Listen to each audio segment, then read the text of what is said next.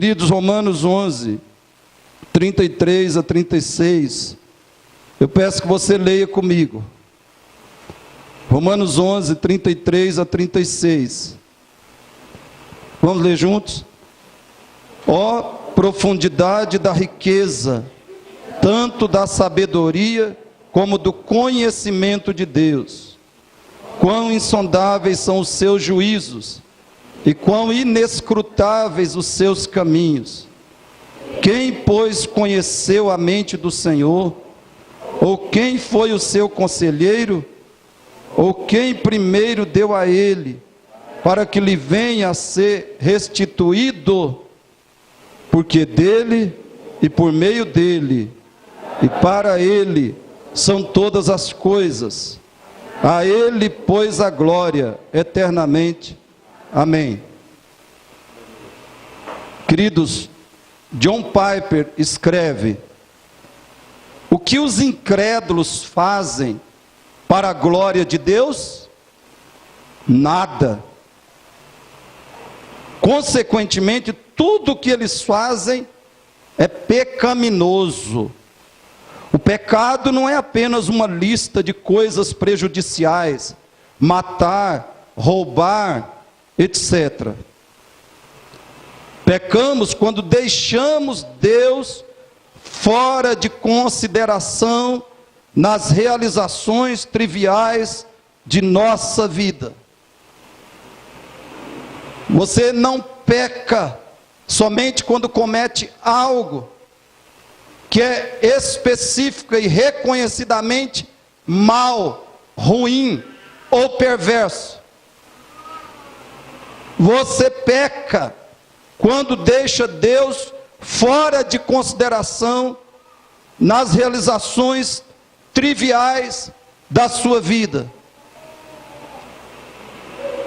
Pecado, querido, é qualquer coisa que fazemos que não seja feito para a glória de Deus. Por que Piper está correto? Porque a Bíblia diz: quer comais, quer bebais, ou façais outra coisa qualquer, fazei tudo para a glória de Deus. Isso quer dizer, queridos, que um não cristão nunca glorifica a Deus. E esse é o seu pecado essencial, que finalmente o levará ao inferno. Fora de Cristo como seu Senhor e Salvador, e da Bíblia como seu manual de vida, você nunca glorifica a Deus. E esse é o pecado fundamental do ser humano. Ele foi criado para glorificar a Deus, e ele não glorifica a Deus. Ele não só faz o que é mal, mas como está perdido em seus pecados, ele não tem relacionamento com Deus, não é filho de Deus, não pertence à família de Deus, não tem comunhão com Deus, portanto ele nunca glorifica a Deus. E o fato de não glorificar a Deus, ou seja, de não cumprir o seu propósito nesse mundo, nessa existência, esse é o pecado essencial, que finalmente levará todo pecador sem Cristo ao inferno.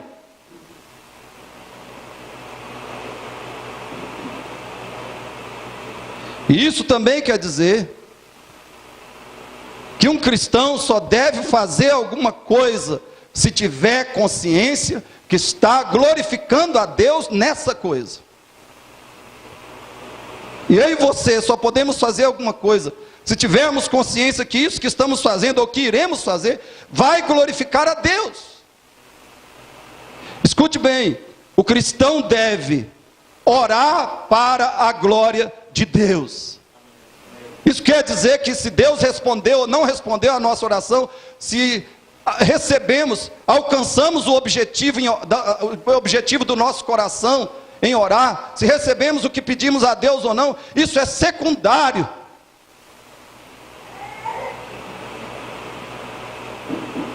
O cristão deve orar para a glória de Deus. O cristão deve evangelizar para a glória de Deus. Deve fugir do pecado, para a glória de Deus. O cristão deve ser comprometido com uma igreja local para a glória de Deus. O cristão deve casar para a glória de Deus, trabalhar para a glória de Deus, descansar para a glória de Deus, comer, beber, dormir para a glória de Deus, se divertir para a glória de Deus, se vestir para a glória de Deus, falar para a glória de Deus, silenciar para a glória de Deus. O cristão deve usar o dinheiro para a glória de Deus, fazer sexo para a glória de Deus, etc, etc, etc.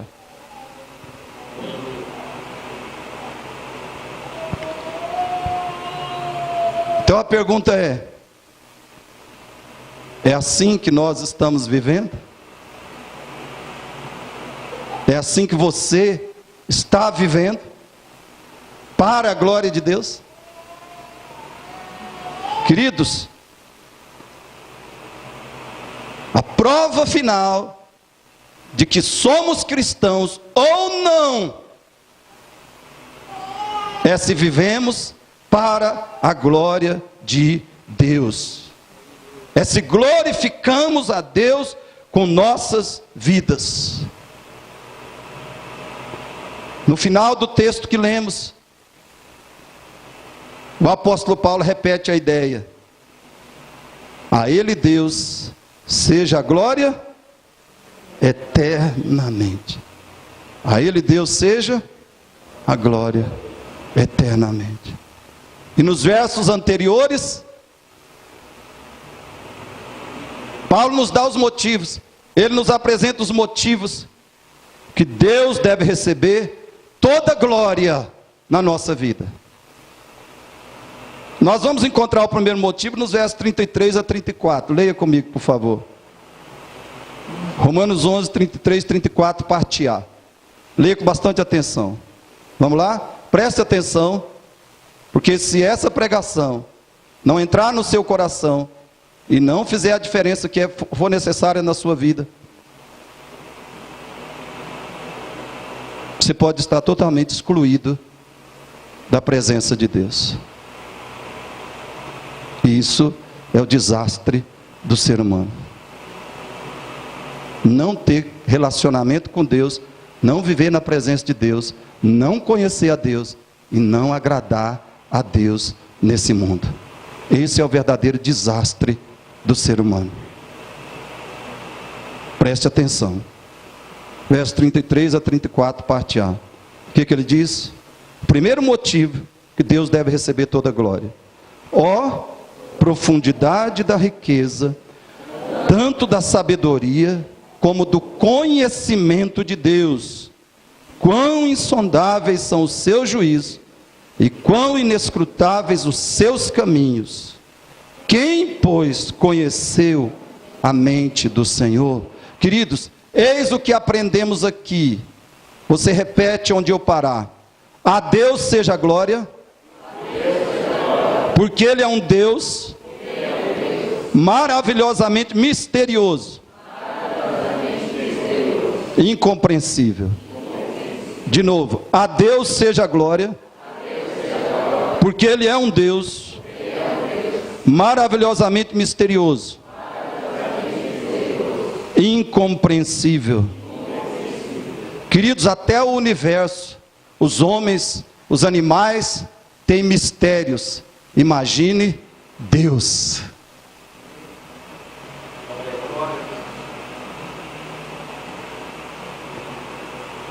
Se Deus não fosse amplamente misterioso, Ele não seria Deus. Se eu e você pudéssemos entender, assimilar, explicar, conhecer tudo a respeito de Deus, Ele não seria Deus. Se eu e você pudéssemos explicar, responder todas as perguntas acerca de Deus, ou de teologia, Deus não seria Deus. Com a palavra profundidade, essa palavra profundidade significa algo que é imensurável, ilimitado, inatingível. E com a palavra riqueza, essa palavra quer dizer que em Deus, tudo é magnífico, inesgotável, incalculável. Tudo em Deus é infinitamente transbordante. E a palavra juízos refere-se às decisões, às determinações de Deus. O juízo de Deus são as decisões dele, as determinações dele, os decretos eternos dele. E Paulo diz que esses juízos de Deus são insondáveis, ou seja, eles não podem ser descobertos, examinados, compreendidos pelo ser humano. Os juízos de Deus não podem ser penetrados, descobertos, desvendados, examinados, dissecados, compreendidos pelo homem, pela mente humana.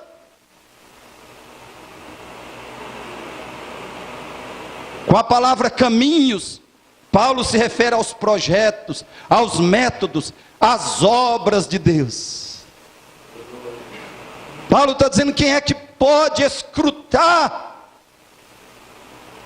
os projetos, os planos, os métodos e as obras de Deus? Paulo diz que esses caminhos de Deus são inescrutáveis, ou seja, eles são inacessíveis, impenetráveis à nossa mente. Os caminhos de Deus não podem ser investigados pela mente humana. E o apóstolo Paulo dá duas razões para isso. Primeiro, ouça para você repetir comigo: a sabedoria de Deus é imensuravelmente profunda. Vamos falar juntos? A sabedoria de Deus é imensuravelmente profunda. Isso quer dizer que Deus não erra, não comete engano, nem qualquer injustiça. Queridos, a perfeição absoluta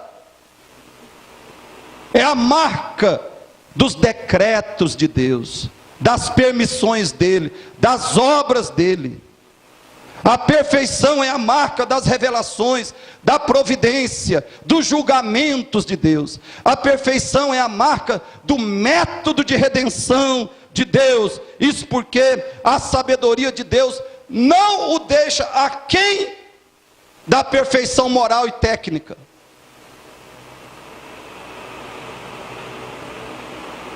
Tudo que Deus faz é excelentemente, absolutamente puro, santo, justo, reto. E tudo que Ele faz não fica aquém da absoluta beleza. O design de Deus nunca deixa a desejar. Ele faz tudo perfeitamente. Tudo. Ele é incomensuravelmente sábio no seu método de redenção. Por exemplo, o apóstolo Paulo diz que a loucura de Deus, que é a cruz de Cristo, é mais sábia do que os homens. Na cruz de Cristo, Deus revela a sua sabedoria aos anjos, aos demônios, aos principados e potestades. E quem entende isso? Quem escruta isso? Em segundo lugar, ouça para você repetir: o conhecimento de Deus é imensuravelmente profundo. Todos juntos? O conhecimento de Deus é imensuravelmente profundo. Isso explica porque a sabedoria de Deus é absolutamente infalível. É porque o conhecimento dele também é absolutamente infalível. Queridos, Deus conhece o que é e o que poderia ser. o que acontece e o que poderia acontecer. Ele conhece o que já aconteceu, o que já foi e o que ainda será. Ele conhece com absoluta perfeição a incompreensibilidade de Deus. Eu não posso atingir o conhecimento dele, a sabedoria dele, o entendimento dele. Eu não posso entender e explicar os seus juízos, os seus caminhos, os seus métodos, as suas obras. E queridos, qual é a consequência dessa profundidade do conhecimento e da sabedoria de Deus? Qual é a consequência? A consequência é que o ser e as obras de Deus, o ser e as obras de Deus são completamente, ou em grande medida, o ser e as obras de Deus em grande medida são incompreensíveis para mim e para você. A nossa mente não consegue assimilar, avaliar, analisar, explicar muitas coisas acerca de Deus. Você lê na Bíblia, e você aprende, e você conhece, e você até ensina, prega algumas coisas verdadeiras acerca de Deus, mas tem muitas coisas de Deus, ações dele, obras dele, projetos dele, determinações dele, que nós jamais vamos entender, jamais vamos conseguir explicar, mesmo tendo as Escrituras. Até porque o que é interessante aqui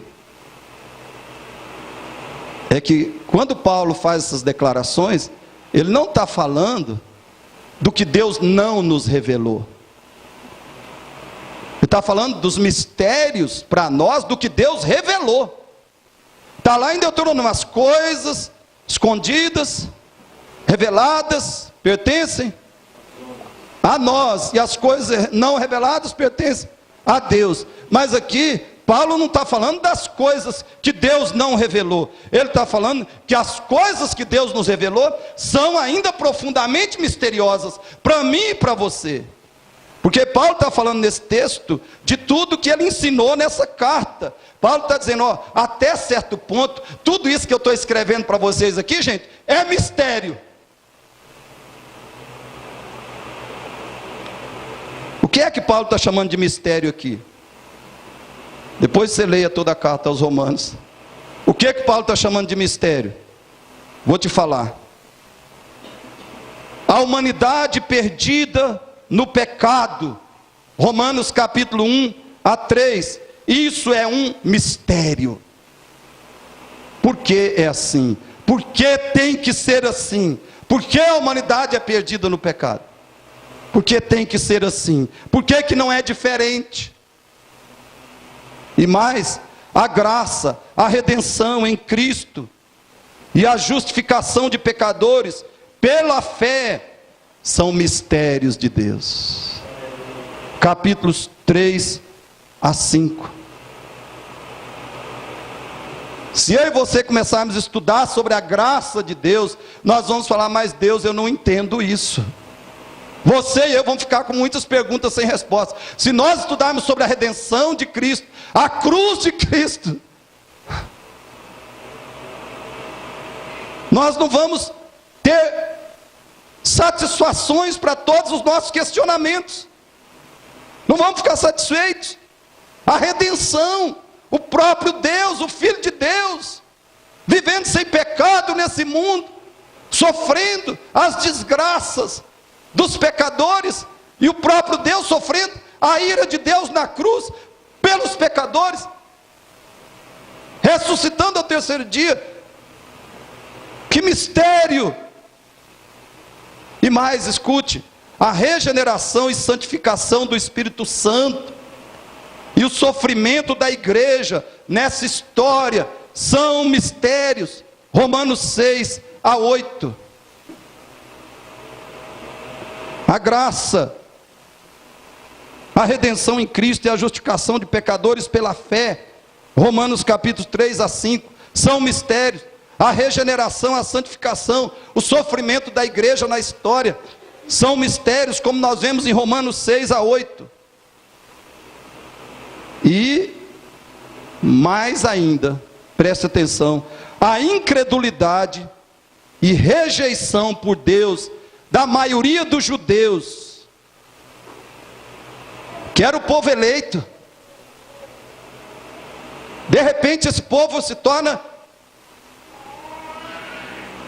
dramaticamente incrédulo. Esse povo rejeita o Messias de Deus que eles esperaram por séculos.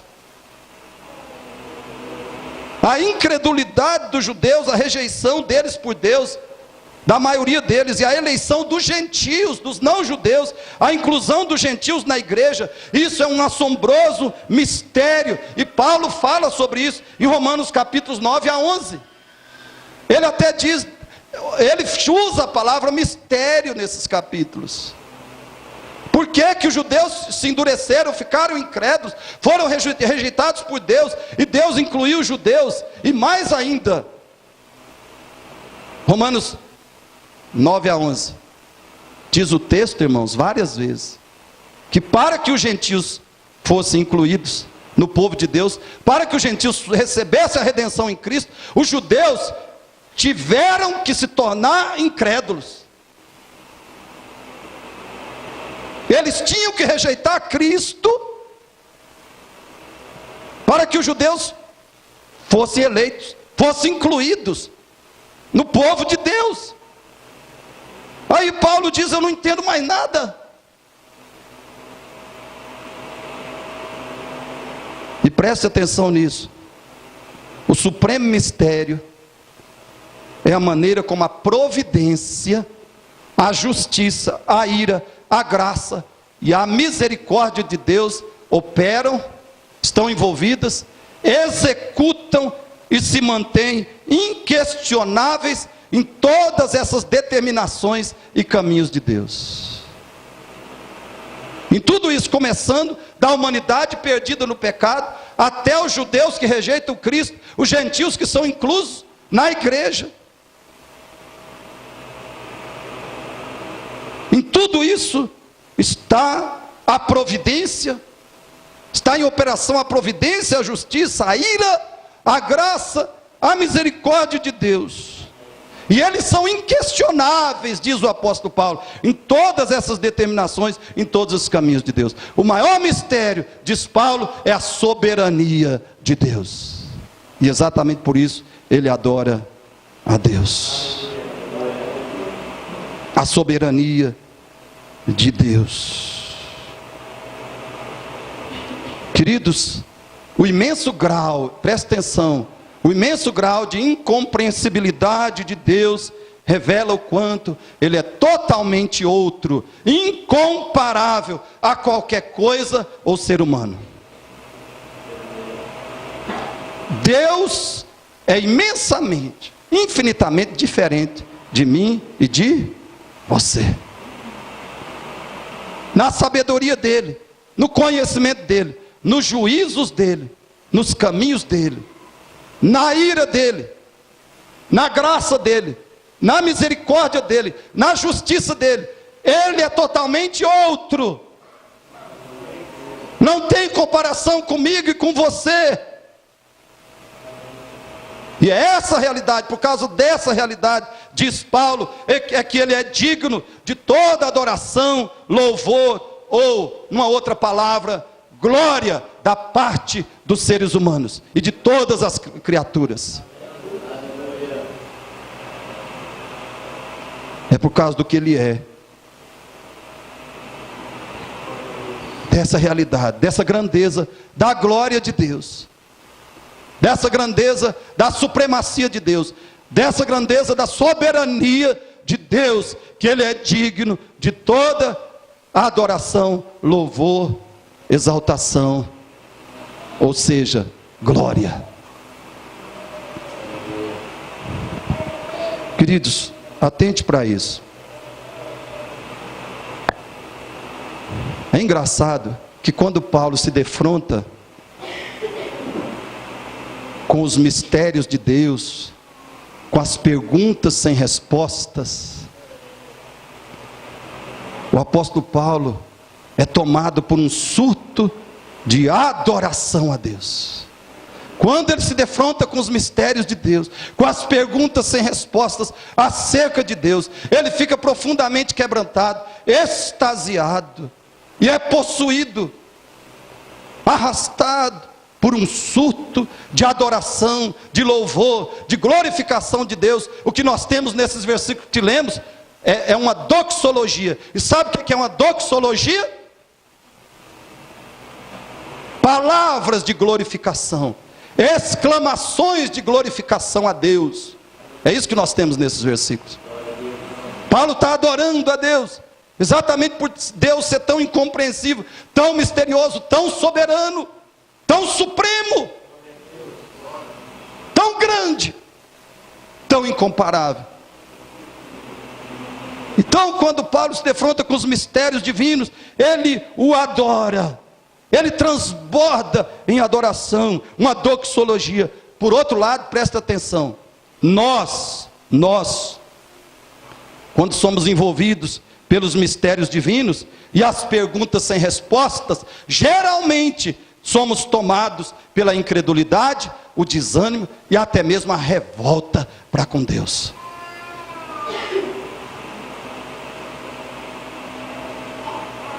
Isso é muito complicado.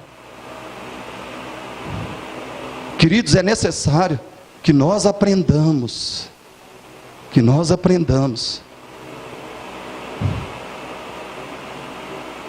os mistérios de Deus, em relação a nós, fazem dele completamente digno do nosso louvor e da nossa adoração. Às vezes nós não manifestamos esse desânimo, essa incredulidade, até essa revolta contra Deus. Geralmente ou nunca manifestamos isso diante dos mistérios dele para com a nossa própria vida. A gente nunca manifesta esse desânimo, essa incredulidade, essa revolta com palavras, mas muitas vezes manifestamos em atitudes, em ações que revelam que o nosso coração está sendo levado pelo engano, pela incredulidade. Queridos, Romanos 11, 32 e 33, é mais um texto a nos ensinar que em nenhuma circunstância podemos reprovar a Deus, nos queixar de Deus ou descrer de Deus. Guarde isso no seu coração. Em nenhuma circunstância podemos reprovar a Deus, nos queixar de Deus ou descrer de Deus. Ele sempre tem o conhecimento que nós não temos. Ele tem a sabedoria que nós não possuímos. Ele sempre age. Ele sempre é o autor de decisões, de realizações que estão muito além da nossa lógica, razão ou discernimento. Portanto, glorificar a Deus em tudo e com tudo é a única atitude apropriada a nós, meras criaturas, e também pecadores, diante de um Deus transcendente, absolutamente santo e soberano. Glorificar a Deus é a única atitude apropriada para mim e para você, meras criaturas desse Deus incomparavelmente santo, soberano, transcendente. E é isso que nós aprendemos aqui, também com o exemplo do apóstolo Paulo. Quando eu e você, queridos, não entendermos o que Deus está fazendo e por que está fazendo, quando nós somos defrontados com os mistérios de Deus, principalmente em relação à nossa pessoa, à nossa família, à nossa vida, lembremos disso. Ele deve ser adorado. É nesse momento que ele deve ser adorado. Mais ainda, Porque se Ele não fosse um Deus misterioso, se Deus respondesse todas as nossas perguntas, se nós tivéssemos respostas para todas as perguntas acerca de Deus, da Bíblia, de teologia, do pecado, do diabo, do mundo, da história, se nós tivéssemos respostas para todas as perguntas, Deus não seria Deus. Nós é que seríamos. Sabe por que nós ficamos às vezes desanimados, incrédulos e revoltados com os mistérios de Deus em relação também a nós? É porque a gente não aceita que a gente não é Deus. E isso faz parte da rebelião de Adão.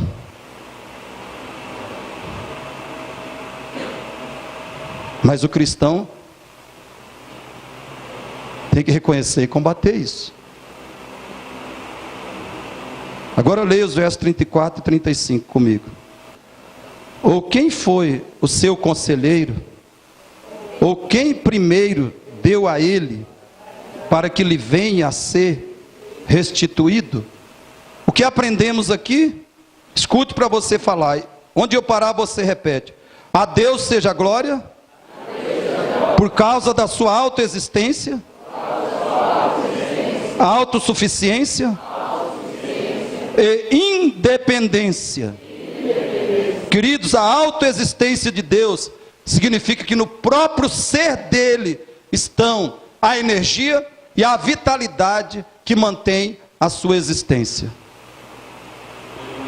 A existência de Deus depende unicamente dele mesmo, do próprio ser dele, e de mais nada. A autossuficiência de Deus quer dizer que nada fora dele é a causa da sua estabilidade, plenitude e felicidade. Nada fora de Deus é a causa da estabilidade dele, da plenitude dele e da felicidade dele. Ele é autossuficiente, ele é autoexistente. No próprio ser dele está a energia, está a vitalidade que preserva, que mantém a sua existência. E a independência de Deus significa que Deus não depende do universo, não depende dos anjos, não depende dos seres humanos para ser e continuar completo. Deus não depende de nada, não depende de ninguém. Escute isso. Deus não criou alguma coisa porque ele sofria de alguma carência, solidão ou necessidade. Deus não sofria de nada.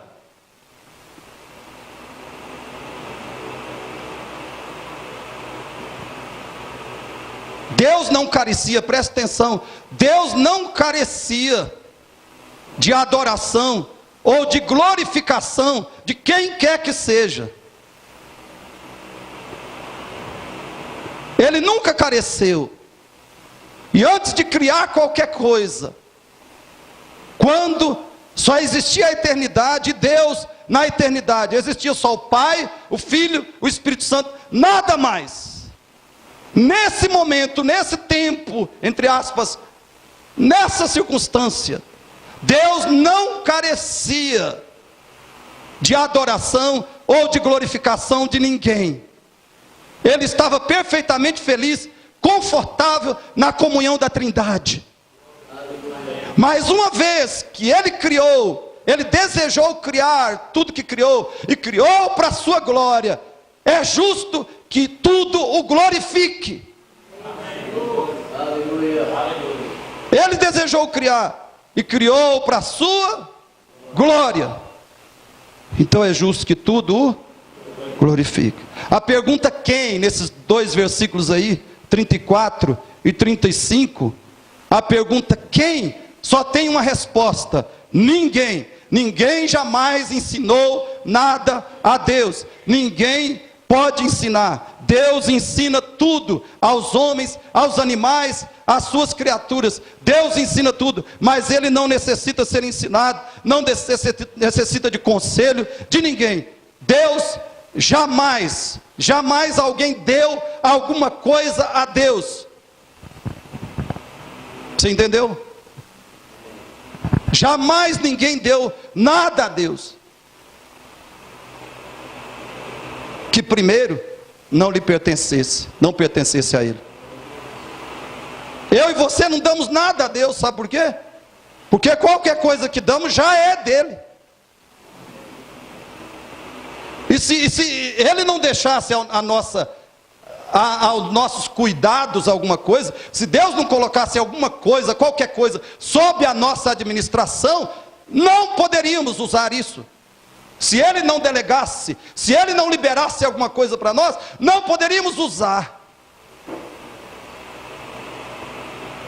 Queridos, isso tem que levar a mim e a você a refletir profundamente no seguinte: essa esposa,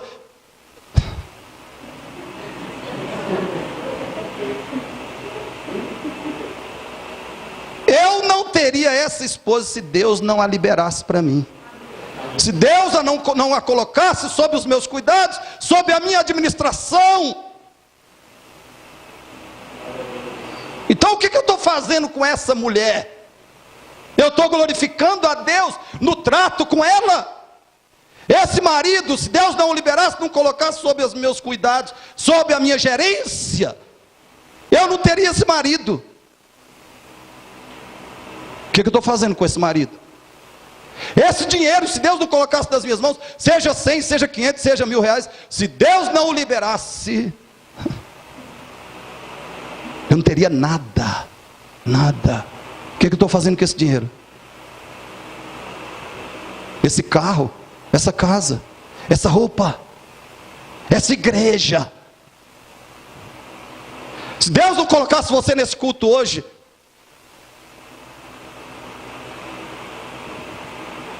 se Deus falar, você não vai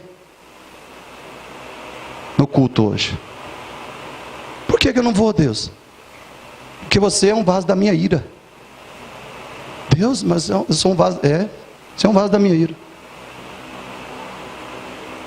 O oleiro, Romanos 9. O oleiro faz um vaso para honra e um vaso para desonra. Você está aqui porque você tem chance de ouvir a palavra de Deus, a revelação de Deus, o Evangelho de Cristo, e se converter a Cristo.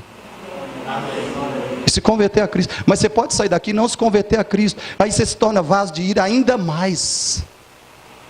Você ouviu a verdade, você conhece a verdade, você está consciente, mas você sai daqui sem se arrepender, sem crer, sem se converter, sem se tornar um discípulo, um cristão verdadeiro, um discípulo de Cristo, um seguidor de Cristo.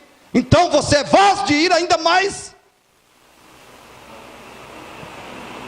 Ninguém dá nada a Deus que primeiro não pertencesse a Deus.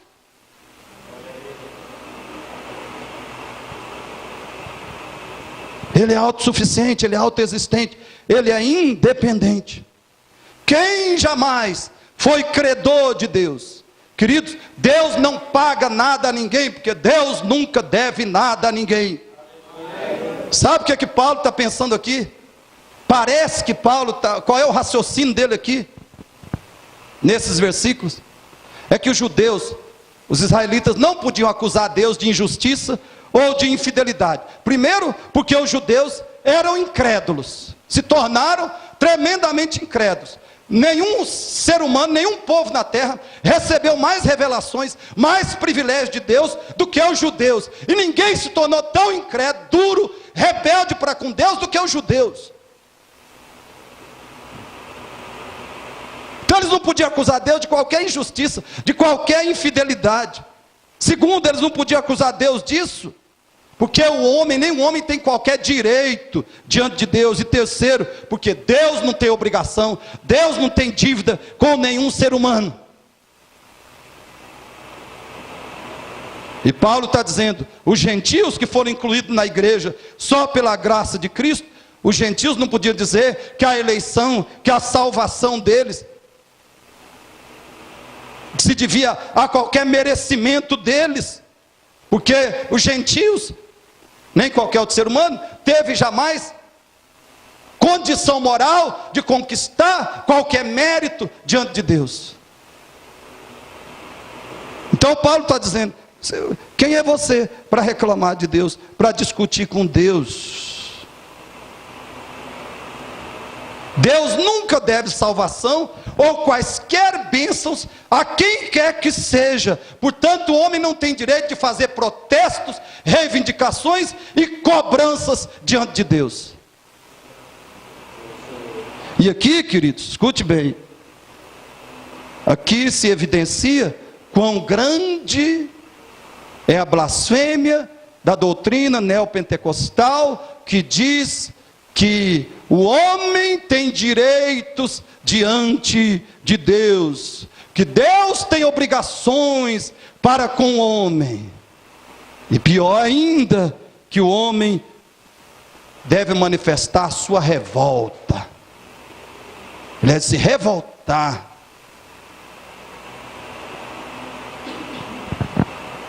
Quando Deus lhe permite passar por qualquer situação difícil nessa vida, ele deve se revoltar. Você já viu isso? Você já viu pregações? Isso é blasfêmia, queridos. Blasfêmia. Grave isso. Deus tem direito. Deus sempre tem todo o direito a toda glória.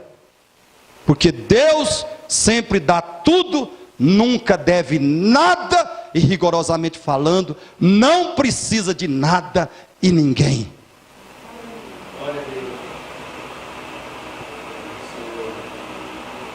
Não se queixe de Deus. Malaquias, Jeremias diz: queixe-se cada um dos seus próprios pecados. Do que se queixa o ser humano? Do que se queixa o homem? Queixe-se cada um dos seus próprios pecados. O homem não tem direitos diante do homem. Deus, diante de Deus, Deus tem direito a toda a glória, porque Deus sempre dá tudo, nunca deve nada, nunca deve nada, e também não precisa de nada e ninguém. Ele é autossuficiente, autoexistente e absolutamente independente. Essa foi uma parte do sermão de Paulo aos atenienses. Vamos ler o que Paulo falou todos juntos? Deus não é servido por mãos humanas, como se de alguma coisa precisasse, pois Ele mesmo, Deus não é servido por mãos humanas, como se de alguma coisa precisasse, pois Ele mesmo é quem a todos dá a vida, Ele é quem a todos dá vida, respiração e tudo mais. Faça assim, por favor. Quem é que te deu isso aí? Vida, respiração e tudo mais. Pois nele vivemos e nos movemos e existimos. Nada mais justo que você conhecer a Deus, confiar em Deus e obedecer a Deus com toda a sua vida, com tudo que você é e com tudo que você tem. Nada mais justo. Nada mais justo. E nada mais justo que Deus lançar no inferno quem se recusa a fazer isso, porque Ele entregou o próprio Filho dele para sofrer a ira eterna dele na cruz, para que nós tivéssemos vida e vida eterna. Deus prova o seu próprio amor para conosco pelo fato de ter Cristo morrido por nós, sendo nós ainda pecadores, inimigos dele. Todo ser humano, irmão, sem Cristo, todo ser humano é cheio de ódio de Deus. Talvez você está aqui nessa noite e você está questionando um monte de coisas que eu estou falando. Sabe por quê? Porque o seu coração é rebeldia, o seu coração não tem. Seu coração é rebelião contra Deus. Seu coração é ódio contra Deus. Versículo 36, para terminar. Vamos juntos?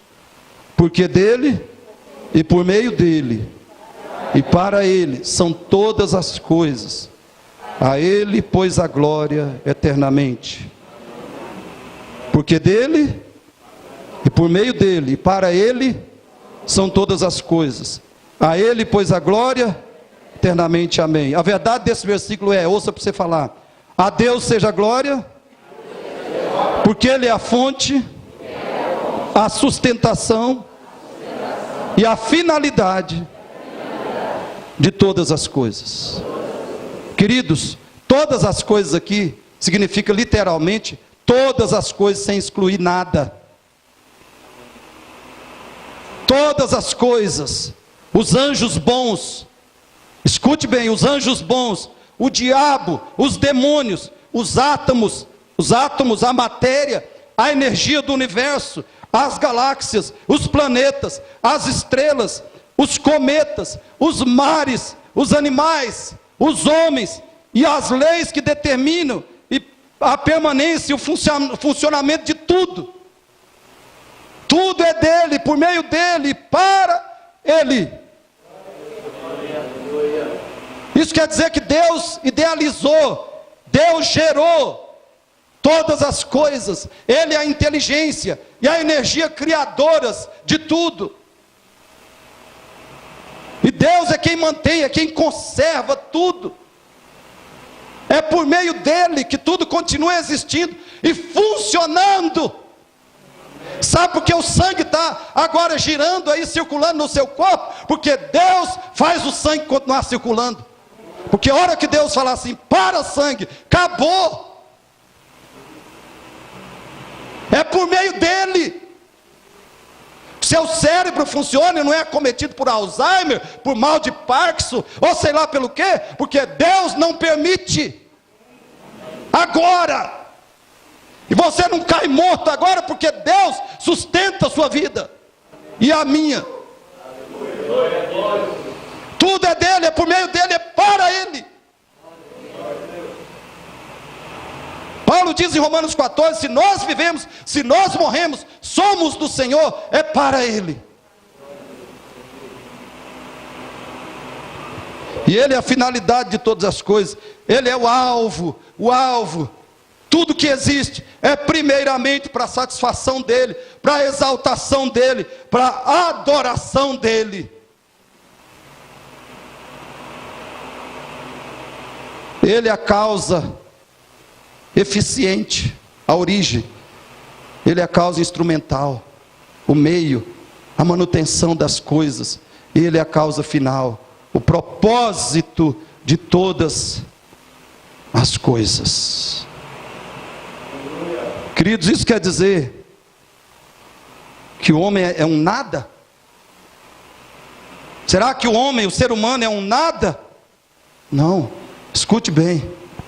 A salvação, a felicidade e a glória do ser humano consiste em se comprometer e viver totalmente para a glória, a glorificação de Deus. O ser humano não é um nada, mas ele só deixa de ser nada. O ser humano só deixa de não ter sentido na existência. O ser humano só vai se tornando um nada, um vácuo. O ser humano só vai se tornando uma inutilidade absoluta, uma coisa plenamente sem sentido, quando ele não quer conhecer a Deus, amar a Deus e adorar a Deus.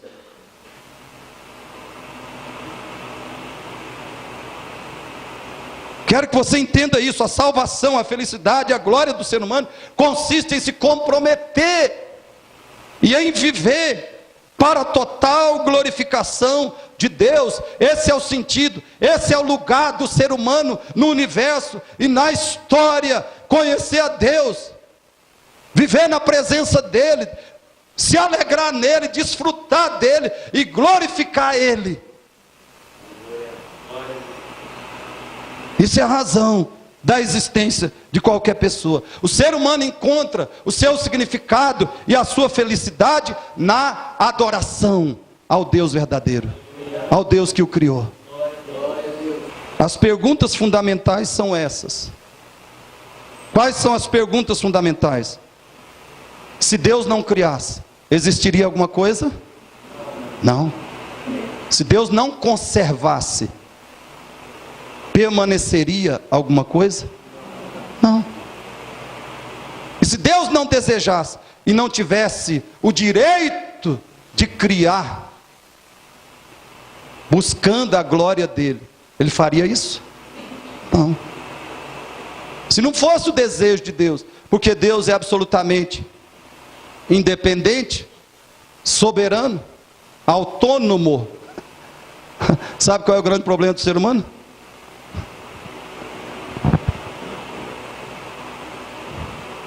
Autonomia. Eu e você queremos viver como se a gente fosse Deus. A gente quer ser autônomo. O que é autônomo? Nomo e auto. Eu sou a lei de mim mesmo. Eu faço as minhas leis e eu vivo conforme as minhas leis. Eu sou autônomo.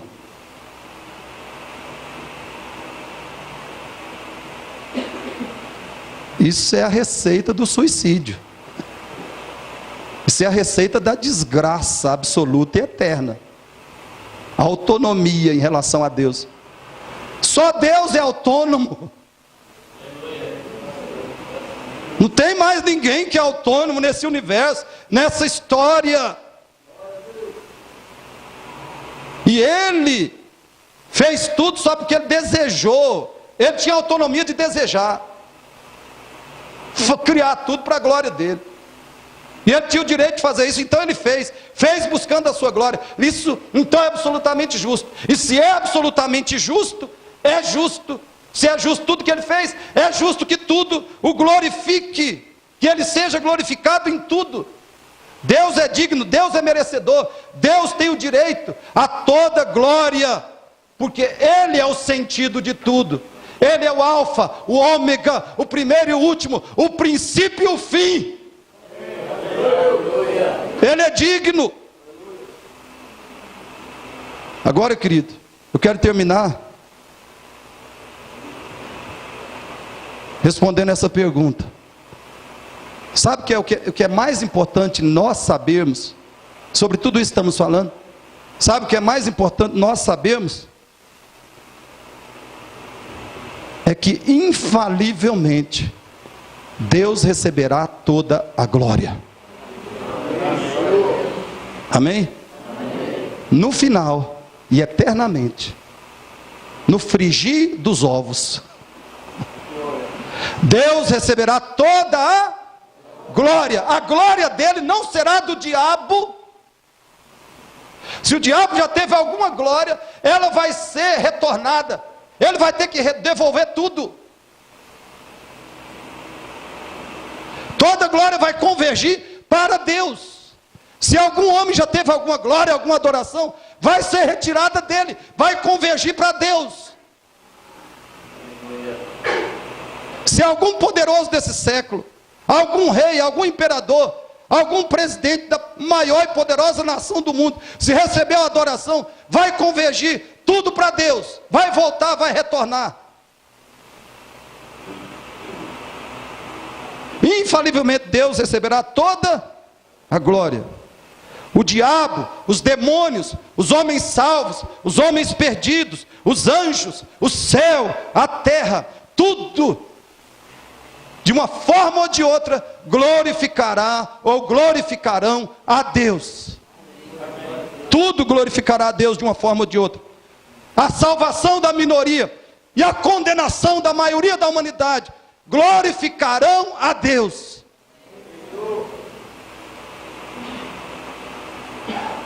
Preste atenção nisso. A Bíblia diz que a maioria da humanidade se perderá para sempre no inferno. Mas isso será para a glória de Deus. Deus será glorificado na condenação daqueles que se perdem. E Deus será glorificado, infinitamente glorificado, na salvação da minoria. Pela cruz e pelo sangue do seu Filho, Jesus Cristo. Sabe por quê, queridos? Até porque aquele sacrifício de Cristo não foi, não será inútil 1%. O sacrifício de Cristo na cruz não foi e não será 1%, 0,5%, 0,1% inútil.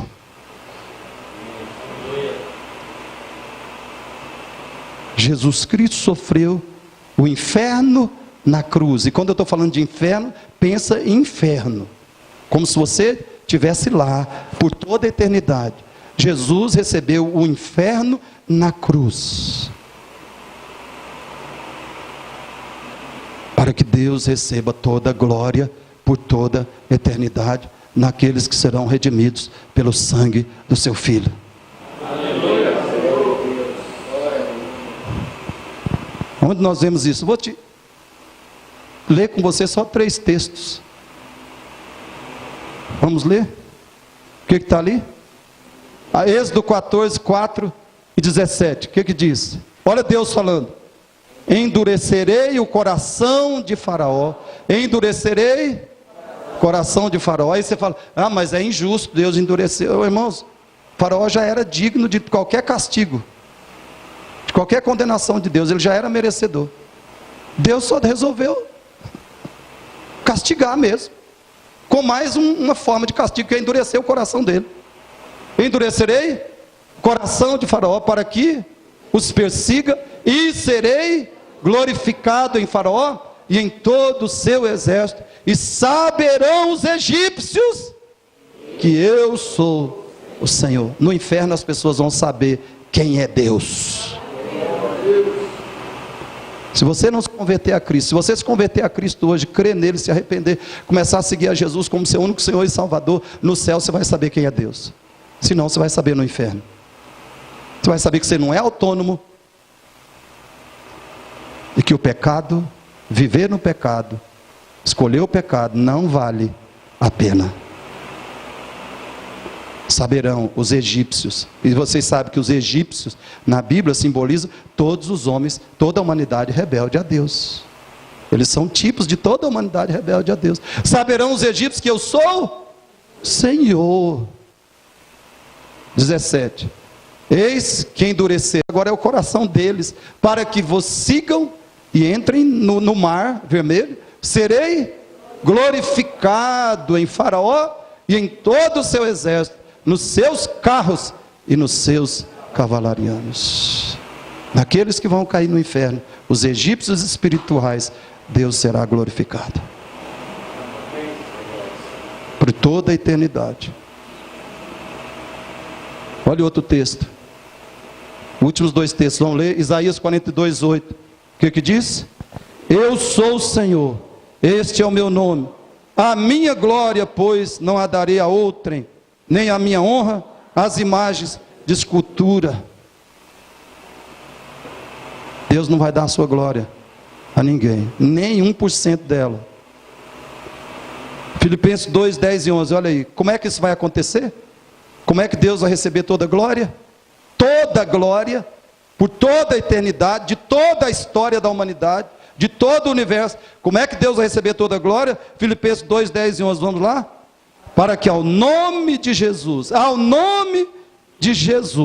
se dobre todo o joelho, nos céus, na terra e debaixo da terra, e toda língua, irmãos, todo joelho, quer dizer todo joelho, sem excluir ninguém. Toda língua quer dizer toda língua, sem excluir a minha e a sua, seja ela grandona ou pequenininha. Toda língua confesse que Jesus Cristo é o Senhor. Para o quê? Para a glória de Deus Pai. Para a minha, para a sua, para o diabo, para a glória de Deus Pai, por toda a eternidade. Os seus joelhos podem se dobrar agora, ou se dobrarão depois. A sua língua pode glorificar a Deus agora e glorificá-lo para sempre na eternidade, ou vai glorificar depois no inferno. Todo nome, todo joelho, toda língua se dobrará e confessará Cristo como Senhor, para a glória de Deus Pai. Todas as coisas são dele, por ele e para ele. A ele, pois, a glória eternamente. A glória eternamente. Quais foram as verdades principais que a gente aprendeu aqui? Juntos, fale comigo. A Deus seja a glória, porque Ele é um Deus maravilhosamente misterioso. incompreensível. 2. A Deus seja a glória por causa da sua autoexistência, autossuficiência e independência. 3. A Deus seja a glória porque Ele é a fonte, a sustentação e a finalidade de todas as coisas. Portanto, antes de orar com você, eu quero enfatizar isso. Todo ser humano, inevitavelmente, glorificará a Deus. Alguns farão isso de boa vontade, porque creram e obedeceram o Evangelho de Cristo. Alguns glorificarão a Deus por toda a eternidade, com toda alegria e prazer no coração, transbordando de alegria e prazer, porque creram, se converteram a Cristo, obedeceram o Evangelho de Cristo. Porém, queridos, os demais glorificarão a Deus na sua ruína e condenação eternas, porque, como diz Paulo, não acolheram o amor da verdade, não acolheram o Evangelho de Cristo para a sua salvação. Não acolheram o amor da verdade para serem salvos. Por isso glorificarão a Deus na sua ruína e condenação. Eu pergunto, de que formas, ou de que forma, você prefere glorificar a Deus? Querido, esse é o problema de Deus com do ser humano com Deus. Nenhum de nós escapa dele. Não adianta, porque ele é Deus e é digno de toda glória. Nenhum de nós escapa dele. Ou glorificamos a ele crendo, obedecendo, seguindo a Cristo, adorando a Cristo de todo o nosso coração, porque ele é digno. Ou nós o glorificaremos em ruína e condenação eterna, porque não acolhemos o amor da verdade para sermos salvos. Qual a sua escolha? Qual a sua escolha nessa noite? Se arrepender e crer, seguir Jesus como seu Senhor e Salvador, e ser um instrumento de glória, de adoração, um vaso de honra, de glória a Deus, agora e para sempre? Ou continuar sendo um vaso de ira e de condenação? Qual a sua escolha?